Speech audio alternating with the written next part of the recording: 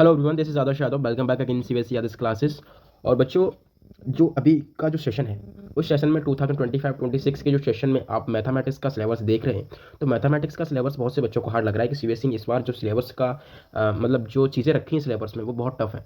लेकिन मैं अगर सिलेबस को जब डिटेल से देखा, डिटेल सिलेबस को अच्छी तरीके से समझा, तो सिलेबस में बहुत से पॉइंट्स ऐसे हैं जो कि आपके आउट ऑफ सिलेबस भी हो सकते हैं। हर साल मैथ्स का जो पेपर बनता है, 2024 का पेपर देख लीजिए, 2025 का पेपर देख लीजिए, 2023 का पेपर देख लीजिए, 2021 का टर्म सेकंड का पेपर देख लीजिए। उसमें आपको ये चीज़ देखने को मिलेगी कि आपके क्वेश्चंस, बहुत से क्वेश्चंस आपके आउट ऑफ सिलेबस थे। तो सीबीएसई ने वहाँ ग्रेस मार्क्स बच्चों को दिया था, उन सिलेबस से हटके मार्क्स दिया था। आउट ऑफ सिलेबस जब क्वेश्चन आ जाता है तो कई बार बच्चे जो टॉपर्स होते हैं, जो बच्चों को लगता है कि मैं 80 आउट ऑफ 18 कर सकता हूँ, मैं 100 आउट ऑफ 100 कर सकता हूँ, तो उन बच्चों को कहीं ना कहीं बहुत सी प्रॉब्लम्स होती है और इन प्रॉब्लम्स का वो बहुत ज़्यादा ही प्रेशर में आ जाते हैं। तो सिलेबस को सबसे पहले आप क्या कर लें, आप सबसे पहले सिलेबस को अच्छी तरीके से डिटेल समझें। जब तक सिलेबस को अच्छी तरीके से आप नहीं समझेंगे तब तक आप क्वेश्चंस को अच्छी तरीके से सॉल्व नहीं कर पाएंगे और अच्छे मार्क्स नहीं ले पाएंगे। कई बार बच्चे ऐसा करते हैं कि स्टार्टिंग से ही वो क्वेश्चंस को सॉल्व करना स्टार्ट कर देते हैं और वो लास्ट तक जब पहुंचते हैं, जब अपना पेपर देते हैं, तब उनको ऐसा लगता है कि मुझे कुछ आ ही नहीं रहा है। तो मैं सबसे आपसे यही कहना चाहता हूँ कि आप स्टार्टिंग से वो पढ़ें जो कि आपके बोर्ड के एग्जाम से बहुत इंपॉर्टेंट है। सेलेक्ट कर लीजिए, टिक लगा लीजिए, और जो चीज़ इंपॉर्टेंट है सिर्फ सिर्फ उसी को ही आप टाइम दें। जितना हो सके उतना टाइम उसको दें, रिवीजन में, ट्यूशन्स में, स्कूल्स में, जहाँ पर भी आपको टाइम मिल रहा है वहाँ पर आप उन क्वेश्चंस को टाइम दें। उन क्वेश्चंस के डिफरेंट क्वेश्चंस बनाकर उनको सॉल्व करें। कई बार सीबीएसई में डिजिट चेंज हो जाती हैं और डायरेक्ट क्वेश्चंस मिल जाते हैं, ऐसा भी होता है। हालांकि मैंने एक सिंपल पेपर्स के ऊपर शॉर्ट वीडियो बनाई है, वो इस चैनल पर अपलोडेड है। सीबीएसई ने अपने सैम्पल पेपर रिलीज कर दिए। सारे सैम्पल पेपर लगा के चलना चाहिए, क्योंकि सैम्पल पेपर से कई बार सीबीएसई पूछ लेता है। तो बेसिकली इस वीडियो में हम क्लास 12 के मैथमेटिक्स के सिलेबस के रिगार्डिंग ही बात करने वाले हैं। किस तरीके से आपका 80 मार्क्स का जो पेपर मैथमेटिक्स का रहने वाला है 2026 में बोर्ड क्लास 12 में, तो उसका सिलेबस किस तरीके से है और कौन से चैप्टर्स आपको पहले करने चाहिए, कौन से चैप्टर आपको बाद में करने चाहिए, तो उन चैप्टर्स को लेकर के भी हम बात करेंगे। तो वीडियो को एंड तक देखना। जब तक आप वीडियो को एंड तक नहीं देखेंगे तब तक आपको वीडियो में अच्छी तरीके से चीज़ें क्लियर नहीं होगी, चीज़ों को समझ नहीं पाएंगे, और कहाँ पर आपको क्या चीज़ मिस पॉइंट करना है, कहाँ पर आपको क्या करना है, तो वो सारी चीज़ इस वीडियो में मिलेगी आपको। तो बस वीडियो के एंड तक बने रहना, ठीक है। एक पेपर रहने वाला है, एक पेपर आपका 80 मार्क्स का होगा, ठीक है, जिसमें relation and function, algebra, calculus, vector and 3D geometry, linear programming and probability, ये कुछ सेशन है, 6 सेशन है आपके। सेक्शन 6 है, 6 सेक्शन यानी 6 सेक्शन में से आपका बोर्ड का पेपर बनेगा। अब 6 सेक्शन में से बोर्ड का पेपर एक बार मैं पीडीएफ को खोल कर पेन को लगाकर एक बार मैं आपको बताता हूँ किस तरीके से आपका पूरा ओवरऑल पेपर रहने वाला है, ठीक है। हाँ, तो हम स्क्रीन पर आ गए। स्क्रीन आपको अच्छी तरीके से दिख रही होगी। इसमें आप देख सकते हैं रिलेशन एंड फंक्शन जो चैप्टर है, अच्छा चैप्टर है, मार्क्स में अच्छे आ सकते हैं। 8 मार्क्स का यहाँ से बनेगा।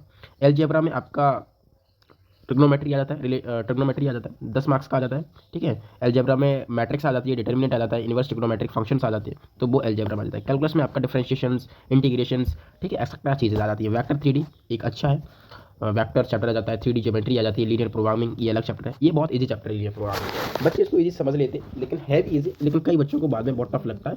तो चीज़ों को किस तरीके से हैंडल करना है मैं आगे बताने वाला हूँ आपको, ठीक है। 5 मार्क्स का ये आएगा। 14 मार्क्स का आपका टोटल जाके वेक्टर एंड 3D 3-4 चैप्टर हैं, ये बनेंगे जाके पूरे। और 35 मार्क्स की आपकी ओवरऑल कैलकुलस आएगी, ठीक है। और प्रोबेबिलिटी जो है वो 8 मार्क्स की आएगी। प्रोबेबिलिटी 8 मार्क्स में यानी 80 नंबर का पेपर आपका टोटल ओवरऑल बनेगा, ठीक है। Relation and function, relation and function chapter एक ऐसा है, दोनों रिलेटेड चीज़ें हैं। इसमें बच्चों को सबसे ज़्यादा दिक्कत क्या होती है, सबसे ज़्यादा दिक्कत आती है राइटिंग में। रिलेशन एंड फंक्शन को बच्चे अच्छी तरीके से लिख नहीं पाते, राइटिंग में बहुत प्रॉब्लम आती है। तो राइटिंग के लिए आपको क्या करना चाहिए, राइटिंग के लिए एक ही वर्ड है, वो है प्रैक्टिस। प्रैक्टिस भले ही आप देख देख के करें या फिर आप सुनकर करें, आप चीज़ों को बिना सुने बिना देखे करें, लेकिन प्रैक्टिस जरूर करें, क्योंकि प्रैक्टिस से रिलेशन फंक्शन आपका बहुत मस्ट इंपॉर्टेंट चैप्टर भी है और मस्ट इंपॉर्टेंट इसके क्वेश्चन भी हैं जो कि आपको बोर्ड में पूरे पूरे नंबर दिला सकते हैं, 8, ठीक है। 8 नंबर आ सकते हैं, यानी कि 8 मार्क्स आपके आ सकते हैं, ठीक है, अगर आप चीज़ों को अच्छा करते हैं तो। इनवर्स ट्रिग्नोमेट्रिक फंक्शन, अब इनवर्स ट्रिग्नोमेट्रिक जो फंक्शन चैप्टर है, ये चैप्टर भी बहुत इजी चैप्टर है। इसमें थोड़े से फॉर्मूला बेस्ड क्वेश्चन हैं सारे। फॉर्मूला बेस्ड क्वेश्चन कह लीजिए कि आप चीज़ों को थोड़ा सा अगर फॉर्मूले से ट्रीट करेंगे, ठीक है, फॉर्मूले आपको पता है, आपको फॉर्मूले मतलब रेंज निकालनी आती है, डोमेन निकालनी आती है, तो आप इन चीज़ों को अच्छी तरीके से आ जाएंगे, तो आप इनके ग्राफ्स भी अच्छी तरीके से बना लेंगे। ग्राफ्स का क्लास 11 के जो इनवर्स ट्रिग्नोमेट्रिक फॉर्मूलेस हैं वो मस्ट इंपॉर्टेंट है, मस्ट इंपॉर्टेंट है, तो उन फॉर्मूलेस को लगा लीजिए। मैट्रिक्स भी अपने आप में एक अच्छा है, मैट्रिक्स बहुत इजी चैप्टर्स है, लेकिन जो 3x3 की मैट्रिक्स होती है, 4x4 की मैट्रिक्स होती है, 6x6 की मैट्रिक्स होती है, ठीक है, इसके सिमेट्रिक मैट्रिक्स, मैट्रिक्स के जो पार्ट्स हैं, ठीक है, जो टाइप्स हैं, वो चीज़ बहुत इंपॉर्टेंट है। सारे टाइप्स याद करेंगे और इन चीज़ों को अच्छा करेंगे, ठीक है। डिटर्मिनेंट मैट्रिक्स से रिलेटेड चैप्टर है, तो इसमें माइनर को फैक्टर, ठीक है, इनवर्स मैट्रिक्स निकालना, ये चीज़, ट्रांसवर्स निकालना, ये चीज़ आनी चाहिए आपको, यही चीज़ सब इंपॉर्टेंट है। कैलकुलस, अब बच्चे कंटिन्यूटी एंड डिफरेंशियबिलिटी चैप्टर ठीक है, अच्छा है। चैप्टर्स को अगर क्वेश्चंस आपको क्वेश्चंस लगा लेते हैं तो इजीली एक्स्ट्रा क्वेश्चंस भी आप लगाएंगे। लेकिन डिफरेंशिएशन कैलकुलस को मैं यहाँ नहीं समझा के आपको बस ये कहूँगा, कैलकुलस के सारे चैप्टर्स जितने भी हैं, डिफरेंशिएशन है, एप्लीकेशन ऑफ डेरिवेटिव है, इंटीग्रेशन है, ठीक है, एप्लीकेशन ऑफ इंटीग्रेशन है, डिफरेंशियल इक्वेशन है, वेक्टर है, ठीक है, 3D ज्योमेट्री है, लीनियर प्रोग्रामिंग है, प्रोबेबिलिटी है, ये हटा दीजिए, यहाँ तक आप आ जाइए डिफरेंशियल इक्वेशन तक। ये चैप्टर्स जो डिफरेंशियल इक्वेशंस तक आप जितने भी चैप्टर पढ़ेंगे, इन चैप्टर्स के जितने भी क्वेश्चंस लगाएंगे, तो सबसे पहले आपको ये ध्यान रखना पड़ेगा कि इन क्वेश्चंस को लगाने से ज़्यादा आपको प्रैक्टिस पे ध्यान देना पड़ेगा। और प्रैक्टिस का मतलब है एक्स्ट्रा क्वेश्चंस लगाना।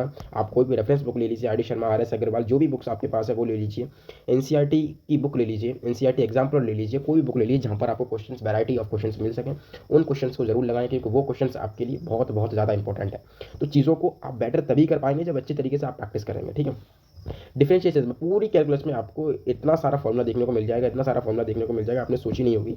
और सारे फॉर्मूले इंपॉर्टेंट है, बहुत से फॉर्मूले से आपके क्वेश्चंस में 4-4 बार अप्लाई हो रहा है, वही फॉर्मूला 4-4 बार अप्लाई हो रहा है। अभी आपको सेशन मिलना चालू हो जाएगा इस चैनल पर, तो आपको वो चीज़ देख पाएंगे आप, ठीक है। उसके बाद ये सारा कैलकुलेशन उसको मैं सारा ऐड करता हूँ, ठीक है। फॉर्मूलेस आपको याद करने हैं, फॉर्मूलेस याद करने के बाद फॉर्मूलेस को पुट करना सीखना है, फिर फॉर्मूलेस के बिहाफ पर क्वेश्चंस को सॉल्व करना सीखना है, फिर अच्छी तरीके से अपना आंसर लिखना और देन मार्क्स ले लेंगे, ठीक है। उसके बाद आपको वेक्टर पर चले जाना। वेक्टर एक ऐसा चैप्टर है, ये भी फॉर्मूलाज बेस्ड है, लेकिन इसमें कुछ फॉर्मूलेज आपको क्लास 9th के, क्लास 10th के और क्लास 11th के, इन 3 चीज़ों के फॉर्मूलेज है। अब सर आप कहेंगे सर अब हम क्लास 9th का, 10th का, 11th का फॉर्मूलेज कैसे पढ़ें? तो आपको वो फॉर्मूलेज पढ़ने की कोई ज़रूरत नहीं है। आपको इस चैनल पर सेशन जब भी मिलेंगे, वन शॉट सेशन भी मिलेंगे, आपको रेगुलर क्लासेस भी मिलेंगे, तो उन सेशंस में आपको PDF पे सेंड कर दी जाएंगी। ये फॉर्मूलेज आप याद कर लीजिए, ये चीज़ टॉपिक्स बहुत इंपॉर्टेंट है, तो उन चीज़ों से भी करके आप अच्छा कर सकते हैं आपके बोर्ड एग्जाम में, ठीक है। 3D डायमेंशनल जो ज्योमेट्री है वो भी चैप्टर अपने आप में एक अच्छा चैप्टर है, वेक्टर से रिलेटेड है। तो वेक्टर चैप्टर जब तक नहीं आएगा तब तक आपको 3D डायमेंशंस जो ज्योमेट्री चैप्टर है वो भी समझ में नहीं आएगा। उसके बाद लीनियर प्रोग्रामिंग, ये सबसे हटके चैप्टर है।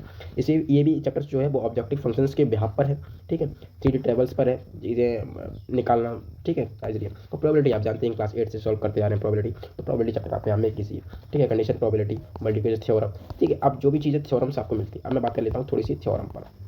थ्योरम्स जो भी मिलती है आपको मैथ्स में, तो थ्योरम से क्या होता है, थ्योरम बच्चे छोड़ देते हैं। थ्योरम को छोड़ना नहीं चाहिए, थ्योरम को स्टार्टिंग से ही पढ़ना चाहिए और थ्योरम्स को देखो याद भी कर लेना चाहिए कौन सी थ्योरम क्या कह रही है, ठीक है। तो थ्योरम जब याद कर लेंगे तो क्वेश्चन जब आप लिखते हैं तो एक अच्छा आंसर लिखने के लिए, एक इफेक्टिव आंसर लिखने के लिए आपको थ्योरम अगर वहाँ आप थोड़ी सी लिख देते हैं तो वहाँ पर जो एग्जामिनर है, जो चेकर है, कॉपी चेकर है, उसके ऊपर एक अच्छा इंप्रेशन पड़ता है और वह मार्क्स को देने में मजबूर हो जाता है, ठीक है। तो थोड़ा सा जब भी कॉपी लिखें तो थ्योरम को जरूर करें, लेकिन थ्योरम तभी लिख पाएंगे जब थ्योरम आपको अच्छे तरीके से याद होनी चाहिए और पता होना चाहिए कि हाँ ये थ्योरम यहाँ पुट हो रही है कि नहीं हो रही है। वो चीज़ आपको प्रैक्टिस से पता चलेगी, ठीक है। चीज़ों को बेहतर करेंगे, चीज़ों को समझेंगे, तभी वो चीज़ आपको पता चलेगी। तो ये था आपकी क्लास 12th का CBSE का सिलेबस 2025-26।